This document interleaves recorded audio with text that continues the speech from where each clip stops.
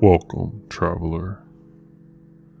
Spirits, phantoms, poltergeists, specters, doppelgangers, and shades. All of these fall under the same category of supernatural entities we know as ghosts. Only that these names bring about distinctions as to what form of ghost we are actually talking about.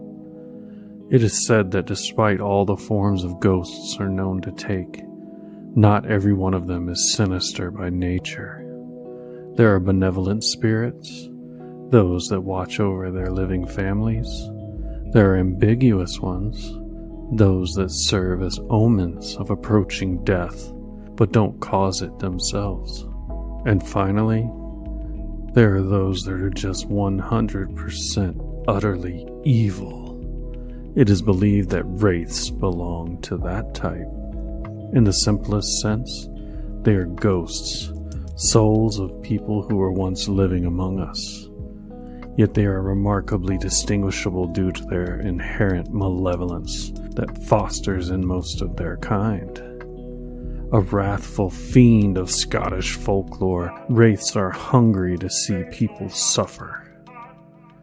And if worse comes to worse, wraiths would track down their victims and torment them until there is no hope left, making them do the unthinkable with their very own hands. And a wraith sits by my side, a specter grim and dark. Are you gazing here open-eyed, out to the lifeless dark? In Scottish folklore, wraiths are some sort of undead beings that are believed to either be the souls of those on the verge of death or those who recently died. The name is said to be a direct translation of the words apparition, ghost, or spirit. But while we commonly associate spirits with barely visible, human-like or wisp-like entities, wraiths are different.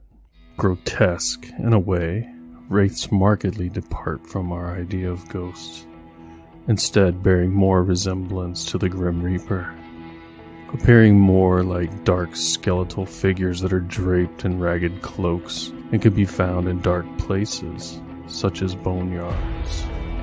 Though wraiths are not known to be assigned harvesters of departed souls, they definitely have some unfinished business in the mortal world. You see, the lore says that a person, typically a sorcerer or sorceress, would transform into a wraith after death if they had been using dark magic to break the established laws of nature while they were alive. Things like necromancy, time manipulation, extending lifespans, and using potions and spells to bring someone back to life are all considered reasons why a person would likely turn into a wraith after their passing. Some are believed to still do it regardless, because, let's be honest, having the power to control life must have felt great even for a time. Yet once death finally knocks, the souls of these black magic practitioners would be damned to never reach the heaven-like abode of the spirits, and are forced to wander between dimensions for all of eternity. Thus, the wraith's loathing for every living human who still has a chance to make better decisions about their life, and subsequently, their afterlife. Wraiths are known to hold grudges, and if you happen to catch the fury of a person who, after passing, turns into a wraith, then you can expect that they are not going to stop tormenting you until you too are dead. They can take away your desire to live whenever they want, and their ill intent does not end there. In most cases, they would take souls after souls until they have a whole clan of cursed spirits to join them in their comeuppance. For sure, no one wants to be subjected to that.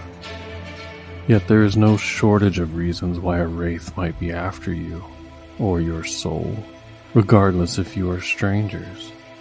According to the lore, wraiths, due to their spiteful nature, may hurt all humans they come across for even the pettiest of reasons. And sometimes the best way to avoid that is to defeat the wraith itself. While these evil creatures are powerful enough to cause immense suffering to anyone, they still have certain weaknesses. Since wraiths are exceptionally sinister, they are not able to withstand holiness of any kind, leaving them with no other choice but to beat a hasty retreat. Though when presented with an opportunity to strike again, wraiths will not miss. So your best bet?